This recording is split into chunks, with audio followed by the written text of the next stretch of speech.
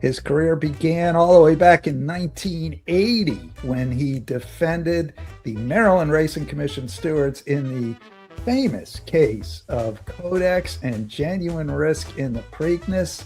It's continued all the way to this very day.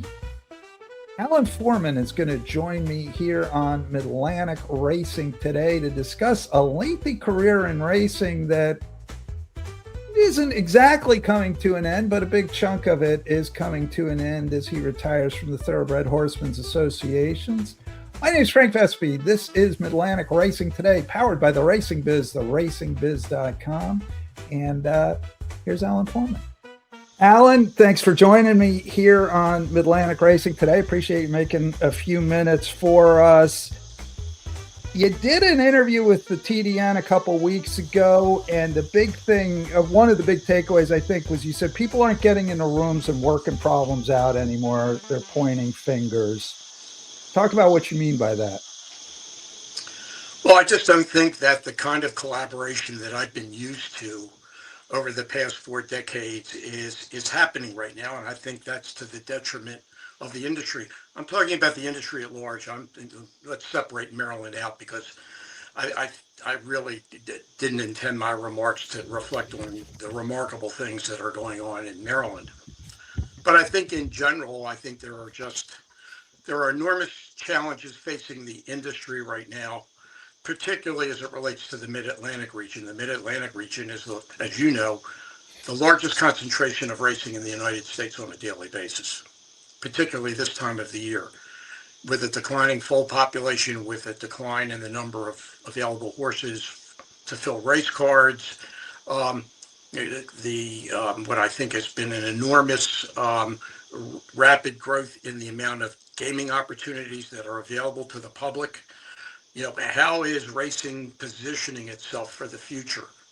And collaboration is critical. And it was clear to me that at least under the THA umbrella, the work that I was very good at doing for a number of years, I could not do any longer. And to the extent that we were not able to go forward as we have been doing, it was time for me to step aside. So that's why I somewhat probably encouraged by the groups to do that. But you have to face reality, and I've been doing this a long time, and I think it's time for a generational change, and you have to be able to recognize that, understand it, and move aside, and that's what I've done. Could you send a memo on that to the United States Senate and maybe some other offices? But I would tell you, Frank, in some respects, it's what's going on in society today. I mean, in racing, it plays out in the ability of organizations and groups to get together to solve common problems. I mean, just look around the industry. Where is the leadership? I mean, when I came into the industry, I was lucky to sit at a table with some of what are now regarded as the titans of the business, whether it was Denny Phipps or Tom Meeker at Churchill or Doug Don in Florida, the folks in California, Watts Humphrey, Robert Clay. These were the titans of the industry, and they were the generation that had taken over the leadership at the industry when things began to change. But we were doing, I thought, some very important things. And I almost felt like I was out of my element in the room when I joined this group, and I had to feel my way through it. I don't see that kind of leadership today. So we fragmented organizations. The NTRA that was formed to market the sport nationally, fragmented into what is now our lobbyist in Washington, which is critical and does great things, but it's not what was originally intended for the NTRA. With the creation of HISA and HIWU, people are now looking at RMTC and some of the ARCI, and they say, what is the relevance of those organizations any longer? And then from a national perspective, what groups are getting together? To me, where is the Jockey Club position? Where is the THA position? Where is the HBPA position? What are the racetracks doing? And it seems like everybody is off doing what's best for them and not trying to solve our problems, and they're difficult problems and challenges on a collective basis. What changed, do you think? I mean, you seem like you're saying 40 years ago, everybody was in the room working together, and now they're not. Why? Well, a few things. Number one, the people have changed. They're different leaders. They're different people who have come in. I think there has been tremendous frustration and angst on the backstretch of our racetracks with HISA and in particular the regulation of the business from a safety and welfare and medication standpoint, things that we were very good at over the past 10 years and that we took a leadership role. But I think that there are a lot of people who are angry, whether it's the cost of HISA, which does impact them on a daily basis, and then the regulation of the sport, and I think concern among trainers and owners about the regulation of anti-doping. Um, it is the what I think has been the explosive growth of gambling in this country. When I came into the business, horse racing was one of the top three sports in America. It was baseball, boxing, and horse racing because we had a monopoly on gaming and gambling. And we have lost that beginning with state lotteries and then with your racinos and now with sports betting, predictive markets. I mean, I said in my TDN interview, there are people who can wager on how long this interview lasts. So that is a big change. And how does racing position itself in that marketplace, make itself attractive, make it a gaming option that people are thinking about? And I just don't think that we're collectively doing that. COVID didn't help because COVID really forced a retrenchment, and it got people to realize they could meet by Zoom. They didn't have to get into a room and they didn't have to talk. It became very convenient just to meet by Zoom, and I think that's had a lot to do with there isn't the kind of business and social interaction that took place, and time. Look, I've been at it a long time. I'm not so sure I'm as relevant as I could be. There are a lot of younger people now who are involved in these organizations, see things differently. And so I think it's a combination of factors. And it's really played out very dramatically over the last 3 or 4 years. It's not like I didn't see this coming. Hmm. Hmm. You, in that interview, you seem to suggest that not the cause of the THA sort of splitting apart, but maybe the precipitating event was the New Jersey THA's proposal that everybody get like 25 days and giant purses and blah blah blah. What's your take? I mean, this is sort of the direction the industry's going. They're proposing to get there a lot faster than a lot of other people would like to, I guess. Well, first of all, let me say that I think the precipitating issue was LASIX, believe it or not. Okay. It was pressure on the THA to modify its long-held stance that there was no option other than to maintain current LASIX policy. And we're a far more diverse organization than the HBPA in regards to the fact that we had owners and trainers who were, at the time, that this was a very big political issue 5, 6, 7 years ago, were trying to get us to modify our stance. They said that, we weren't acting in what many thought was the interest of the entire membership, not just the select group, meaning the trainers. HBPA was a different dynamic. That started to fray the organization. Those who felt that we were not being consistent with our historical stance. But as you get down to the regional level, I think there was concern. And look, in fairness to New Jersey, they can only run in the summertime. They can only run up against New York and Saratoga, but they're running against Parks. They're running against Delaware Park. They're running against Maryland. And how do they position themselves? And I think that the leadership there, which is looking at the long-term survival and best interest of the industry, thought that the best approach in the region was to go to a regional circuit. Everybody would shrink their racing days, have almost like everybody would run boutique meets with $1 million a day in purses, 25 days, you'd spark more interest. But, how feasible is that, and how feasible was that when you think about it? You've got breeder organizations. You've got state legislatures that are subsidizing our industry. You're talking about horsemen and stabling them year-round at racetracks, but putting them on vans and moving throughout the region. It really, we answer in Maryland to the Maryland legislature. We're going to tell them we want you to allow us to continue to get the subsidies, but we're only going to run 25 live racing days a year or whatever the number is. I Right. mean, to Maryland's credit, it got ahead of this issue by reducing our live racing days, and obviously the transition from private ownership to state-run private, nonprofit entity caused the material change here that was accepted by the horsemen. But we're running a circuit. It's basically Maryland, Delaware, Virginia, and the horsemen are fortunate. They will have year-round racing opportunities within within a 200-mile radius. I mean, within a 90 to 100-mile radius, that works for them, and there's stability there. And instead of Maryland running year-round, and then Virginia, Delaware, we're doing it in a way that I think helps each one. That is a regional issue. And how do you do that with New York, with New Jersey, with Parks? I mean, Mhm. the logical circuit is Parks and Monmouth, My mom, yeah. but and that was discussed through the THA, but it fell apart. And it fell apart because they couldn't make the appropriate accommodations. So it's not that what New Jersey was saying, was not being creative, is that it wouldn't work. And I think the sense was that if people didn't want to talk about it and they didn't want to try to seriously consider that kind of a schedule, then we don't really have any reason to be sitting at the table. At least that was how I viewed it, and I think others viewed it at the time. And it was very difficult to have meetings when New Jersey didn't want to participate.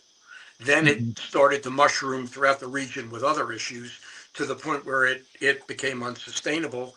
And then you've got the Hawthorne situation. One of our member organizations is the Illinois THA. They're going to know within the next 30 days whether they survive or they don't survive.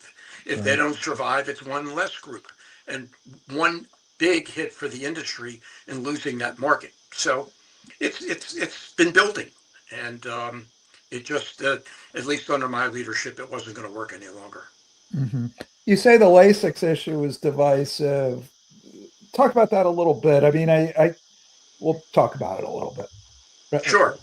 So look, the regulatory framework that evolved in this country with LASIX was made available to all horses entered to race.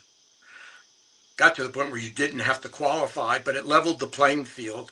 And for those industry organizations, we know it was led by the Jockey Club and Breeders' Cup, that wanted to eliminate LASIX and was, quite frankly, the fundamental underpinning for what was the Horse Racing Integrity Act back in 2017, 2018, that would have been an anti-doping bill in Congress. It became very divisive in the industry as trainers were pressured to support the limited use of LASIX. It filtered down into member organizations, and MTHA had members who said, why are you taking such a strident position? Maybe we need to back off. Maybe LASIX isn't in the best interest of the horse. Maybe LASIX isn't in the best interest of racing. Maybe we should rethink that policy. And that caused a tremendous split within our organization, as at least one of our groups suggested that we ought to look at modifying our policy. And so that was the beginning. Hmm. And it was pre-HISA. HISA actually solved the problem because the HISA legislation, as you know, had a provision that LASIX would be studied for 3 years. LASIX would be allowed for 3 years, provided it wasn't given to 2-year-olds and given to horses in stakes races. I think that most people reading or looking at the original statute thought LASIX has a 3-year lifespan. At the end of 3 years, it's over. I thought so. Well, and the reality was that if, as the industry evolved, if LASIX had been eliminated, it might have been a catastrophic blow to the industry. And so, even before the study group that I was a part of made its conclusions and recommendations to the HISA board, it was becoming very apparent that there was great fear in the industry that if one member of the HISA board voted to not change the current protocols, it would virtually mean the elimination of Lasix, and I think that would have been catastrophic to the industry. On the other side, the committee that studied this issue, and it's one of the greatest group of experts that I've ever sat with for 3 years, concluded that it was not performance enhancing and was not detrimental to the health, safety, and welfare of the horse. That was a monumental finding. It changed the dynamic, and I don't think that it's probably being given enough credit. But the Lasix issue has essentially been resolved. It's over. If anything, it will be expanded to include 2-year-olds, and it will be expanded to stakes races. But people are, I think, happy with the current protocols and would live with that if that's what it meant to keep Lasix. So that critical issue that could have really been explosively detrimental to the industry has been essentially taken off the table. So, but that was, I think that was the catalyst for what was going on in the THA. And then, look, it became obvious that the organization wasn't going to continue with my leadership, and the best thing for me to do was to step aside. And now it appears that they're going to try to collectively work together going forward to make it work. On stuff like, I want to talk about the strategic plan to reduce injuries and fatalities in a minute, but on stuff like the number of days and stuff, I wonder if it's even everybody's oxes would have to get gored sufficiently. It may be really hard to get collaborative agreements on reducing days and circuit type things. Agree or disagree? Well, particularly in the Mid-Atlantic. I mean, look, Delaware runs in the summer. Delaware runs from essentially Kentucky Derby. They are around Kentucky Derby, and they go up until around the 1st of November. But how are they going to shrink their days? Yeah. And they have a minimum requirement for purposes of a casino. Mm-hmm. And the Horsemen are happy there. They like that. They're not, they'll work with Maryland, and you can adjust who runs on Monday, Tuesdays, who runs on Wednesday, Thursday, Friday, Saturday, Sunday. You can make those changes. Pennsylvania has a racing act. Pennsylvania has a written agreement between the Horsemen and the racetrack on number of live racing days. Horsemen who are there don't want to contract. No. We thought it would be a difficult sell in Maryland.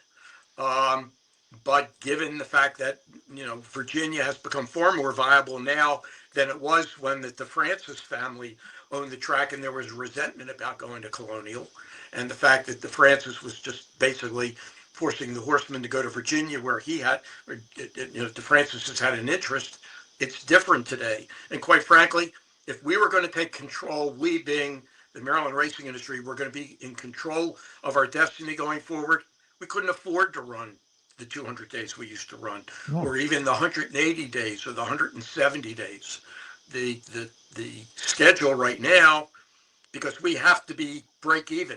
If Maryland Jockey Club loses money, the Horsemen have to pay because the state's not going to pay for it. And so Maryland has figured out how to do it, and the Horsemen have accepted that. But if you go around the region, New York, the Horsemen don't want to cut racing days. They got their own circuit. They will be Belmont and Saratoga now. It used to be Belmont, Aqueduct, Saratoga. But, the Horsemen are going to resist a reduction in racing days there. So you're right. It's all about whose ox is getting gored. And it's very difficult not only to satisfy the local population of horsemen and people who support the racing industry, the breeders, but state legislatures who want to understand how that works from an economic standpoint. So it's a tough sell.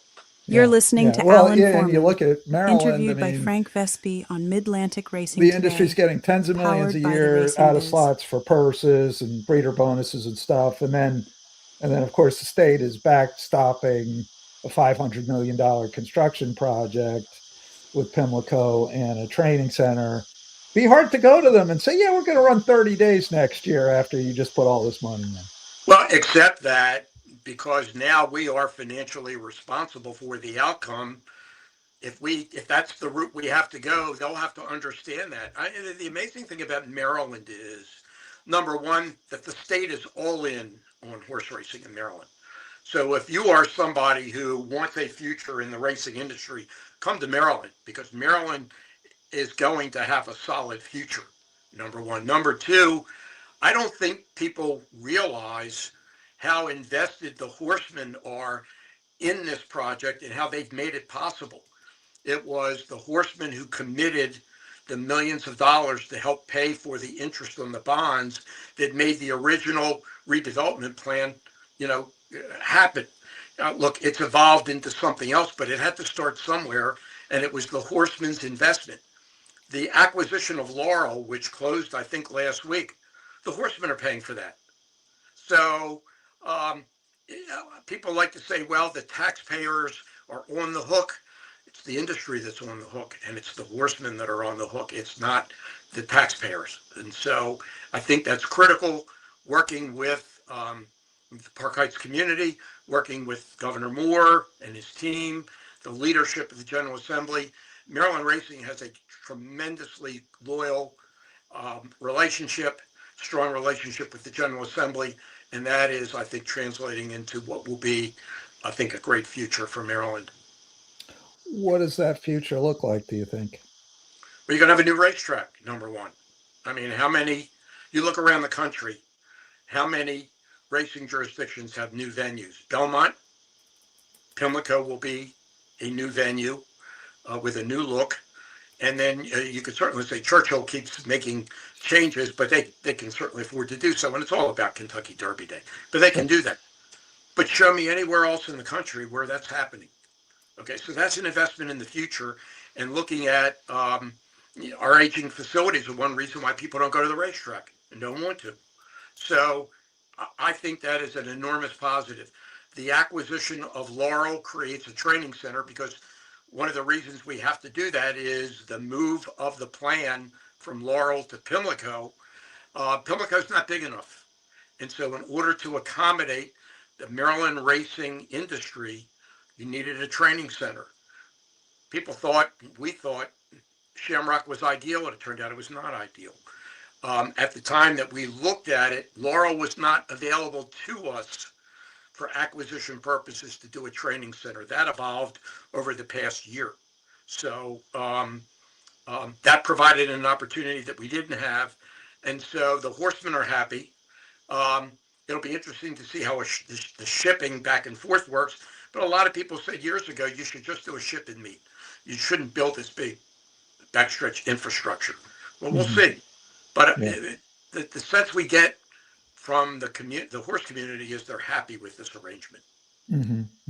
When you say Laurel wasn't available to you to purchase, what does that mean?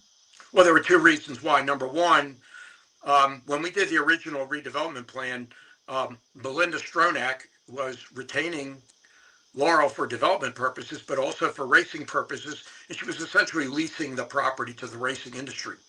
There was a quirk in the federal tax law, which we identified after we came out with the original plan, that if she continued to own the property and the property was improved for racing purposes, she'd have to pay a capital gains tax on that. And so it was a non-starter. And so as the plan evolved, she said, look, I'm going to keep Laurel, you can have Pimlico, and I'm going to develop Laurel. At some point within the past year and a half, the state became aware that they might be interested in now selling Laurel. And so those discussions started. They were not discussions that we could have when the old MTROA was looking at the options for a training center. There were 9 options in the state. I mean, Laurel was on the list, but Laurel was at the bottom because it just wasn't deemed feasible for any number of reasons. But at the time that we made the recommendation about Shamrock, Laurel was not available to us. You guys are, as you said, the Horsemen are going to be on the hook for breaking even, for the Maryland Jockey Club not losing money. How do you change right now it's not a very pretty picture financially. How do you change the revenue situation, do you suppose? Well, number one, reducing racing days helped that revenue situation incredibly. That's why we're down to 120 live racing days, because we think that running intelligently 120 days, live days, and the circuit will put us in a very strong position to to maintain on a year-round basis. Number one. Number two, we're not paying the fees to a third party that we were paying in order to either help them with their losses or to break even. That money is now going back into the industry and helping with Maryland Jockey Club. So we're helping ourselves by doing that. And I think that there's great leadership with Bill Knopf at Maryland Jockey Club, and um, they've got a lot of ideas and things they want to do on their plate when the new Pimlico opens. And finally, we're in control of the Preakness. I mean, we were just getting revenue out of Preakness, and under the agreement that the state had made with the Strana Group, we were going to be paying substantial fees every year, a fixed fee plus a percentage of handle for the rights to the Preakness. That all now belongs to the state. We're not paying a third party. And yeah, we'll be paying off for a period of time the $85 million that has been laid out to pay for Laurel. But if you look at and you run the numbers long term, it was a far more intelligent deal and one that made all the sense in the world. The state did the right thing by exercising its right of first refusal. Are you concerned at all? I've talked to a few people in the industry who do have a concern about this, and I'm curious for your take. Churchill has made all the right noises. We want to help. We want to see the Preakness be what it can be, et cetera, et cetera. A few people I've talked with have said, well, keep your eyes open. They can be vindictive. Are you concerned that they will respond in a way different from what they've said so far? No. Look, I don't know whether they considered that the state had a right of first refusal or that the state would even exercise that right of first refusal. But the fact of the matter is it was there. The interesting part was the willingness of the Strana Group to sell the Preakness. When the NTROA was in existence, we looked at that issue. There may have been people who were experts who looked at what the value of the Preakness was. We never saw any numbers. We don't know. And this offer kind of set the mark for what is it worth. Mm-hmm. Churchill was willing to do it because they saw an opportunity to strengthen the Triple Crown. Whether you agree with, whether you think that they're bad, whatever you think about them, whatever you think their motives are, it did occur to me, if you look at, you have to look at both sides of the equation, that there could have been positives in that with Churchill being invested in the Preakness and the team that they've got that does an incredible job with the Kentucky Derby. If they turn that team loose on Preakness and you can find synergies, why wouldn't we benefit from that? I mean, that was, I think, the difficulty in trying to decide what is best for Maryland. Would we be better off with Churchill or would we be better off doing it ourselves from an economic standpoint? Clearly, it was do it ourselves. I think the challenge will now be, because I think, and I said it in my interview, I believe, I think the Triple Crown is broken and needs fixing. That is a conversation clearly for Churchill, Maryland Jockey Club, and New York Racing Association. But I really believe it's an industry conversation. And is it worth taking a fresh look at it and revamping the Triple Crown? Most of your major sports have made changes to their schedules, adapting to changes in the marketplace. And there's nothing wrong with having those conversations. The reality that it matters of a horse that runs at the Derby, comes back in 2 weeks, and then comes back in 3 weeks, I don't know how sustainable that is, not only from a safety and welfare standpoint, but from a public interest. Whereas if you create a new look Triple Crown and you market it properly, you may be able to capture the attention of the public. I mean, as I said, there were 24 million people who watched the Derby this year. 7 million watched the Preakness. When you lose that number of interested viewers, as Mike Tirico said on NBC, you've got a problem. Mm-hmm, mm-hmm. Obviously, you do have a problem. Do you think? I mean, we've had the last two Derby winners skip the Preakness. That's obviously bad for Maryland. It's bad for New York too, because it means there's no Triple Crown opportunity. Do you think that is that symbolic or emblematic of what's coming down the pike? Is it unusual because it's Saratoga and it's a mile? The Belmont was a mile and a quarter and not a mile and a half. Blah blah blah. One of the biggest problems that you have with the Triple Crown right now is that in its heyday, there was no competition. They were the events. That was the biggest brand of horse racing. That's how you identified with horse racing. There was nothing else the rest of the year, including when Breeders' Cup came on the scene, that even rivaled that. Horsemen have so many opportunities now for their horses that you take a 20 horse field at the Derby. How many of them continue on the traditional Triple Crown trail or go off elsewhere because there are other racing opportunities, stakes, Sure. derbies, elsewhere? Look, what owner doesn't want to run in the Kentucky Derby and maybe get lucky or say, I ran a horse in the Kentucky Derby? Right. But some of those horses find they can't go the distance. Some belong on the grass, not on the dirt. Some get hurt. I mean, so you're looking at a very small number of horses 2 or even 3 weeks later that are even going to contest the Triple Crown. Then you have horses that are going to skip the Derby and they come to the Preakness, or they decide to skip both and go to Belmont. I mean, it's different today. Mm-hmm. And there is a safety and welfare component that wasn't considered previously, including the fact that maybe the horse isn't as durable as it used to be. Mm-hmm. And training practice are differently. There are any number of ways to look at it. But so to me, it militates, create a Triple Crown, but make it such that you can create a winner of the Triple Crown, but it's the modern. No, it's not what you had 30, 40 years ago, but so what? Every sport has changed. They've changed everything. Yeah. Whether it's distances on the ball field or how many playoff games there are, or with the Super Bowl and the build up to the Super Bowl. And golf has done it with their majors. Tennis has done it. So why should we be what are we afraid of? Well, things are going so well. Why would we change? Look. Part of the problem with me is that I'm a guy with an idea a minute, and I'm hard charging, and I like to see things and change things and make them happen. I don't think I could do that anymore.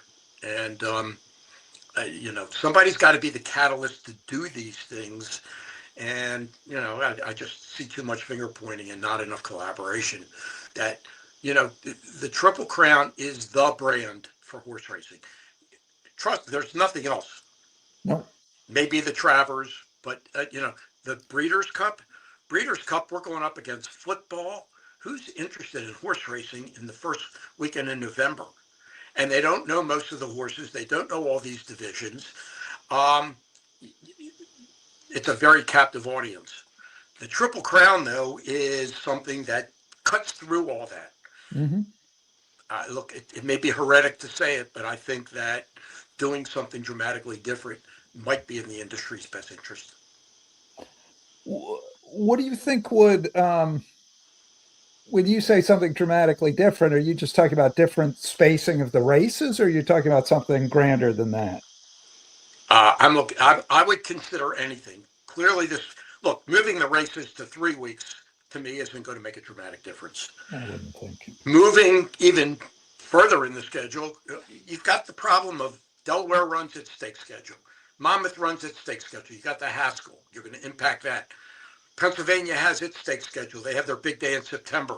Saratoga has what it does. They have a stake almost every day in New York. How do you navigate that to generate public interest? I don't know, but that's why the Triple Crown gets sandwiched into the point where NYRA says, well, we can't go much further because we'll then be impacting the Saratoga schedule. And then Mama says, well, if you get too close to us, we got the Haskell. You'll hurt us. And Pennsylvania will say, well, you're going to affect our big day in September. Delaware says, well, you're going to affect our Delaware Derby or whatever our big weekends are. I mean, that's because racing is not a national sport. It's a state-sanctioned, state-controlled business, and tracks are looking out for what's best for them. That's the reality. I'm not being critical, but that is the reality. You superimpose a major brand event or national event, you got a lot of things to consider. Well, it's true. Although the thing you said a minute ago, basically that the Triple Crown is racing's biggest and really only national brand. It's the only thing racing does. That any casual sports fan who's not a racing fan still knows that the Triple Crown is a thing. They don't know what the Travers is. They don't know what the Breeders' Cup is. They know that the Triple Crown is a thing. They might not even be able to name all the constituent parts of the Triple Crown, but they know that there is a Triple Crown. At some level, and I understand, at some level, if racing were one big industry, it would probably say, well, it's too bad about the Haskell, it's too bad about the Pennsylvania Derby, but we got to salvage this as our most important brand. And then we can work around that with the other stuff. Well, they would certainly be positioned to help to make decisions. Look, I'm looking at Brian Rolapp in the PGA Tour. I knew Brian Rolapp's father. He was first head of the American Horse Council. He went to NBC. He is forcing the PGA Tour to rethink their schedule. Okay, he's with a policy board. He's dictating changes. Other sports do that. If you had a central authority, they would be looking at, okay, how do we best position the Triple Crown? Because we know that generates the biggest interest publicly. We know that Monmouth runs a very tight schedule because they only run from around Derby until Labor Day. I mean, they do have a turf meet at Meadowlands, but that's their time to figure that out. You've got the Breeders' Cup, which helps to dictate the path for a lot of your elite horses leading into Saratoga. You've got so many stakes and opportunities at Saratoga. Monmouth would love for New York Racing Association to make a couple of tweaks to their stake schedule to help the Haskell. There's frustration they can't get that accomplished. Right. Parks has their big day in September. How do you protect their big day? The way our current framework does not allow for that conversation, quite frankly, nor does it instigate any change because they don't have to. They're going to do, each state is going to do what's best for them. My only comment, the only thing I'm suggesting is, folks, when you get 24 million people watching your sport, you need to take advantage of that. And we're not taking advantage of it. No. Breeders' Cup doesn't generate that kind of interest. Saratoga, nothing does. What sport wouldn't give its right and left arms to have 24 million people watching your events or a branded event? And that's, to me, that is, and look, I'm going against history. I'm going against everything. But why not talk about it? Why not look at it? Why not come up with that? Because that might have a trickle-down effect to your local product. And I don't know how else you do that. Where are you capturing the public's attention in today's busy sports marketplace? You're listening to Alan Foreman, interviewed by Frank Vespi on Midlantic I want to talk Racing about Today, powered by the Racing Biz. Which we'll sort of circle back to this in a minute. But I want to talk about something that was a big success that the THAs did, which was the strategic plan on fatalities and equine health. And you guys came together, you developed metrics, you developed a plan, you brought in experts, you got buy-in, you did all the stuff you're supposed to do, and it worked. Talk about that process. Well, look, it started with the fatalities at Aqueduct in 2011, 2012. It might be ancient history now, but there were There were 21 fatalities at Aqueduct in a very short period of time, and New York racing was threatened by the governor with maybe we should just end horse racing. And ending horse racing in New York would have had a domino effect throughout the industry, throughout the country. And the task force, and I was on the task force that studied those fatalities, came out with a very extensive autopsy and analysis of the entire situation. And we made upwards of 30, 40 recommendations that the governor mandated in New York. He said, you will implement their recommendations. And the New York leadership came to me and said, we have to do this, but if the region doesn't do it, we're going to be at a competitive disadvantage. Can you help us? And so we pulled the THA together and we came up with what was originally the Mid-Atlantic Uniform Medication Program, which became the National Uniform Medication Program. It was groundbreaking. Everybody bought in.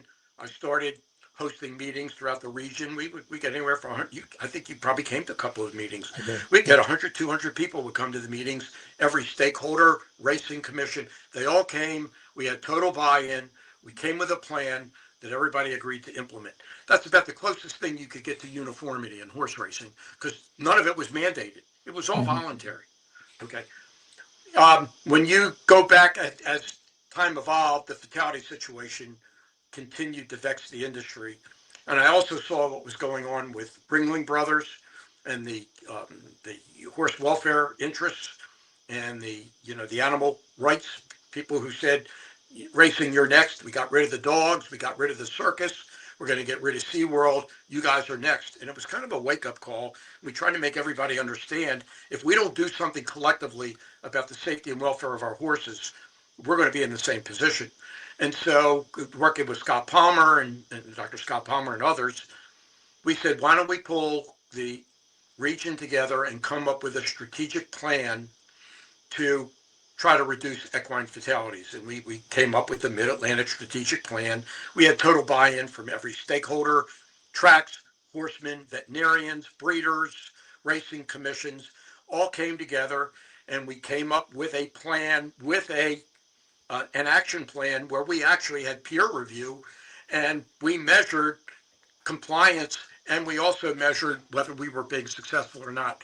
We did that in tandem with the National Thoroughbred Racing Association, which came up with a code of standards, safety and welfare standards. But again, it was all voluntary. And so when Breeders' Cup and Jockey Club and the others pushed Congress for HISA, which happened because of the 30-plus fatalities at Santa Anita, and this industry was in deep distress, when it was clear that Congress was going to move a national mandated program, I remember Mitch McConnell's office called me, they called us and said, we're moving a bill forward. You've worked with us over the years. What can we do that will satisfy you? And other than the LASIX issue that was completely controversial, we said mandate the safety program. Do a mandated safety program. Build the Mid-Atlantic Strategic Plan, what the NTRA is doing, what anybody's doing, and force a national safety program. And that is what is in the federal legislation. What the Mid-Atlantic was doing is now pretty much the national program. And we've reduced equine fatalities to a level unheard of in our industry, below one fatality per thousand. And that had been, to be clear, a lot of the decrease in the rate of fatalities happened before HISA, happened under the program that you guys were. It was starting, but I would tell you it was not as dramatic as implementing a national program. I mean, we could look at the statistics in the Mid-Atlantic, and we could tell you what the Mid-Atlantic statistics were, but that didn't include California, Florida, Arkansas, Texas, Louisiana. We could do what we needed to do in the Mid-Atlantic, and we still had problems in the Mid-Atlantic. Because not everybody was buying into whether it was the medication plan or whatever. We did the best we could through peer pressure to get jurisdictions to move along. But it was like herding cattle. It's not easy. And unless you uniformly mandate it by law, it's very hard to do. Right. But I get the quick way, quote unquote, the quick way for racing then is a bunch of fatalities at Santa Anita, Aqueduct, Churchill Downs, and people turn away in disgust and mandate that horse racing ends. The slow way is what's been going on for the last 25 years, which is declining handle, declining foal crops. Why not a similar sort of Manhattan Project approach to how do we reverse the economic trends in the industry? Well, it's not easy. Racing has not figured out what its product is. I've been in the Frank, I've been in the business for over 40 years. In 40 years, almost never could figure out what are we marketing here. And most recently, what you see is people seem to think that if you market the horse, that people are going to fall in love with the horse, that you should promote not only the horse, but the people who work and the work we do and how well we take care of our horses. That's going to change our fortunes. No impact whatsoever. If you had 100,000 people at Churchill Downs tomorrow and they couldn't bet, how well would the industry do? What would it do for the industry's economics? We're in the betting business, and we haven't accepted that fact. And that's why I said in my interview with TDN, and people do agree with me, we had that opportunity 20 years ago, early 2000 with NTRA, with a national marketing campaign, which is why we all contributed so much money. And we have this dynamic campaign called Go Baby Go. Mm-hmm. If you watch that commercial with Lori Petty, how relevant is that commercial today? How well would that commercial sell today? And we were 20 years ahead of the game. Mm-hmm. And we had people in the industry who said, that's a portrayal of our business that we can't tolerate. That's not horse racing. You've got to stop it. And we stopped it. And then we followed with another campaign with Rip Torn and commercials and a message that you couldn't figure out what was the message we're trying to convey to people. When I learned marketing through this National Thoroughbred Racing Association effort, because we met with a number of advertising agencies, they kept saying, you have to learn to cut through the clutter, meaning there is so much marketing, so much advertising. Show me the ads that cut through, that penetrate, and that you pay attention to, and they affect your decisions, where to spend your dollars. Go Baby Go was a cut through the clutter ad, and it did cut through the clutter. What do we have today? Nothing. Well, we have nothing. You're right. But I think, like, to me, the most interesting thing you just said was we don't know what the product is. Like, if the leadership of the industry doesn't know what product they're selling, you're doomed, aren't you? Well, it's not that you're doomed. We have a very loyal fan base, and we still generate, $1 billion in handle a year, but it's not growing. And as generations change, number one, what you're not seeing is a growth in handle. Number two, you're not seeing a growth in horse ownership, because there's a generational change going on. It's been evolving. And the younger generation today, they're finding ways. They love to bet. They love betting on sports. They love the predictive, but are they choosing horse racing as an option? No. And we're in a world of analytics right now. All you hear about is analytics. What better sport is there to have to deal with analytics than horse racing? Yeah. And just trying to handicap. Now, I know we have our challenges with CAWs and all the other things, but look, it's a cascading problem. I said it's about your facilities. It's about people having a good time when they come to your facility. It's about having good food when they come, because now they're not sitting in seats for 3 and 4 hours. They're moving around. You see it at stadiums. They want places to congregate, move around, have some fun. That's why I think a new facility at Pimlico has potential. We're going to learn from that, because they're going to take advantage of what we know about the modern sports fan and the modern facility. You see it in other sports. You'll see it at Belmont for sure. And we'll see. Will the investment be there with the Racinos and other track owners? I don't know, but we've got a cascading problem that we're old and we are stuck by tradition, and that there are more attractive sporting and entertainment opportunities than horse racing, and better gambling options. And we're just not positioning ourselves for that. Well, that's a huge part, right? it's maybe not even to me, maybe you disagree. It's not even that we're not positioning ourselves for that. I don't see a lot in the industry. The new facilities is good, but more than 90% of every dollar wagered is wagered someplace other than the racetrack. I'm not seeing the effort to make the gambling product a competitive product with other gambling products. Am I missing it? I couldn't agree with you more. Okay. I could not agree with you more, but who is leading the charge to make those decisions? Every decision in that regard is at a local track by track basis where they make the decisions in what is their best interest. For instance, the CAWs, some tracks don't want to give up that revenue because it represents 25% of their handle. They can't afford to give it up. I'm sure NYRA is feeling the effects of what they're doing with the CAWs. They're able to offset it. They seem to be offsetting it, but there is no common approach to these issues. I mean, you go on your phone, and how many different gaming opportunities do you have just to get horse racing on the menu for somebody to scroll down and want to do? Yeah. I'm a lot of people are angry with me through my interview with TDN that I'm a doomsayer, that I'm pouring cold water on the industry. But what's wrong with a dose of frank talk? I mean, I think that, look, I'm not going to be making the decisions any longer. I'm giving observations over what I've seen, and because I've been from the start and now to the finish. And I'm just telling you, I think like it is, whether they like it or not. These are, I think, issues they have to address if we want to have a future. And nobody, I mean, I want my grandchildren, I won't be around for my great-grandchildren, I'm too old, but I want them to be able to go to the track and say, this is what my pop did. Okay. They call me Pop.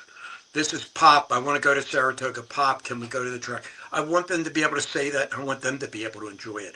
I want my sons to be able to invest in a racehorse or racehorses. They see what's going on and they're hesitant. And they shouldn't be. They grew up with it with me. Mm-hmm. And they used to go out to Pimlico with me. We would sit in the jocks room and Mike Smith and Chris McCarron and Jerry Bailey, they would take them into the jocks room, and my kids would spend half hour with the jocks in the jocks room. Those were the days. Those were the great days. Mm-hmm. Not anymore.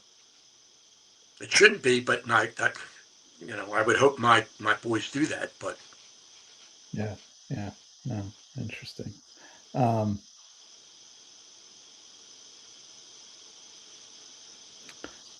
So it's what now? It's 40 years, a little over 40 years. You were representing the stewards in the Codex case. That's what launched my career. That was what, 81? 1980 Preakness. 80, okay. Yeah, I mean, most people can't relate to it today, but I remember it like it was 5 minutes ago. Is that right? And I'll never forget it. I actually was not at Pimlico. I had only been in the Attorney General's office for 7-8 months. And I had gotten a case of food poisoning at the Preakness party the night before. And so I was watching it on television. And so I watched it happen. And I actually have I did a presentation last year to a men's club in Florida. And I actually had the ABC original broadcast. And I showed it. And it was Howard Cosell, Jim McKay. I think it was Eddie Arcaro, Billy Hartek, Eddie Arcaro. And I'm watching that thinking in real time. I was watching that when I got the phone call from Fred Caldwell that, Alan, we have a problem. I said, Fred, I know. I'm watching it on TV. He said, can you come out to the track?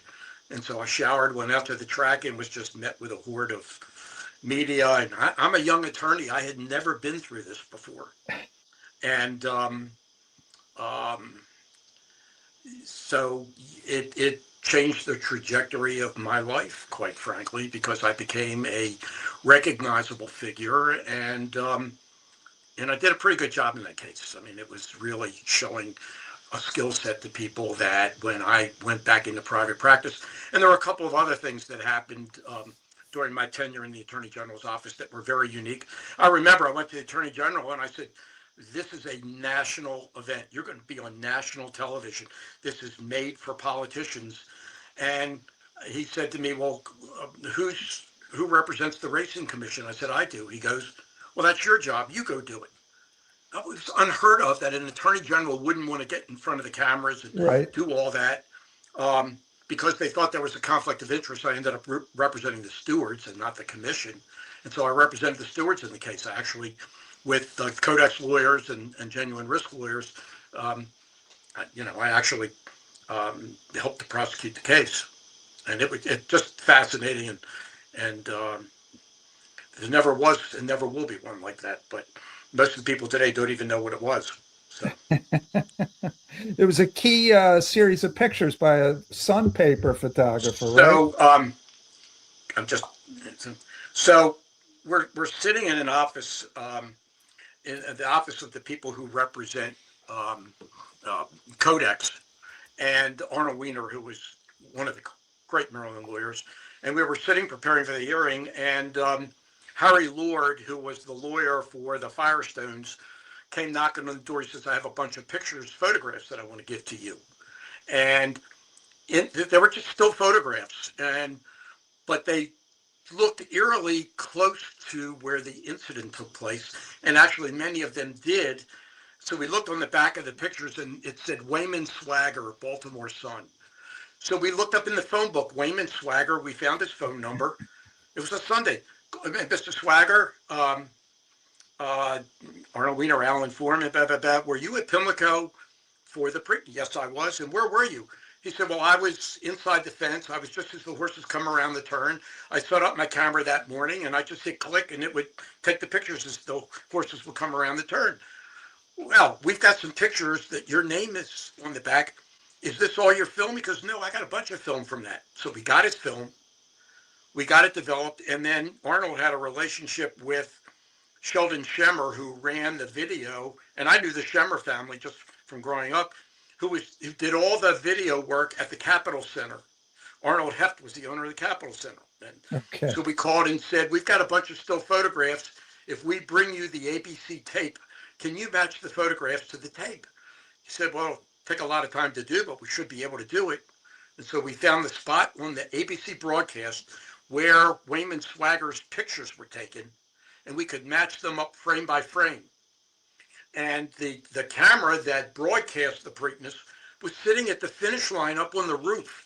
So it's a magnified lens that in those days gave you a picture, but it was a magnified picture. So it really didn't show you close up what was happening.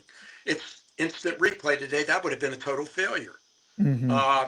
But we were using instant replay in racing, but that was what the stewards were looking at on their video, on their live pictures. And anyway, we matched the pictures up, and the picture on the ABC broadcast, it made it look like the horses were actually touching each other. And Vasquez, Jacinto Vasquez, well, he hit me with the whip. He hit me in the face. The Wayman Swagger picture showed a sizable gap between the horses as they were coming around. And the fact was they never bumped. It was all about what's called herding. Billy Passmore called it herding. And on that sharp turn at Pimlico, that's a frequent occurrence where you carry a horse to the outside. Sure. Genuine risk, lost some momentum. It was a brilliant ride by Cordero. But the things that Vasquez complained about, he bumped me. He hit me with his whip. Never happened. Yeah. Well, that's quite a sort of introduction to a career, isn't it? But it was an introduction to a career. And then we had Cowboy Jack Cannell, I don't know if you remember Jack Cannell. He was a young rider who was winning at an astonishing clip. It became a national story. And there was a reporter from what was then the Washington Star, Benny Cudaberti, who decided to do a human interest story on him and found that, wait a minute, he's lied about his age. He's underage. He's not the age he says he is. And so we had this big scandal we had to deal with because we had an underage rider who was winning all these races. Should have been disqualified. So anyway, the commission held a hearing and decided to suspend him until his birthday, but they didn't disqualify any of the horses. And then we got a call from People magazine, and then there was a show called That's Incredible that you might remember on ABC. Sure. Well, they did an That's Incredible for Kids, and because my name showed up in the article, they called me and said, could you help us arrange to do a story? We ended up filming it at Timonium. Clem Florio did the voiceover as the race caller, and I got interviewed, and I have a copy of the tape. I was on That's Incredible Kids. So, I went to there was the 1983 Preakness, I think it was, and I was leaving the Attorney General's office, and I ran into the president of the local HBPA, and he said, we hear you're leaving. Can we come talk to you? We'd like you to do some work for us. And that's when I started doing work for Horsemen in 1983. I became general counsel, not only to the Maryland, Delaware Horsemen, but to the national HBPA, and then left and formed the THA, and I made a career of it, left big firm practice, and I've done nothing but this industry for over 40 years. Were you a horse guy before you went to work at the AG's office? I grew up near Pimlico, but I had no connection to the industry. I dated the daughter of the owner of Charlestown for a period of time, so we used to go up on Friday nights to the races. The stewards would mark my program. We'd have some fun, then we'd come back to Baltimore for dinner, and that was, other than going over to the track with friends, that was my only connection to the industry. I had to learn it.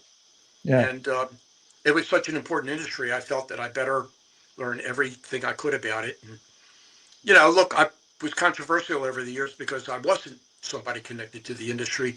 So they always thought I had some angle. And it went from one controversy to another. But eventually, I think people woke up to the fact that what I was doing was trying to make the industry better, and certainly better for the horsemen.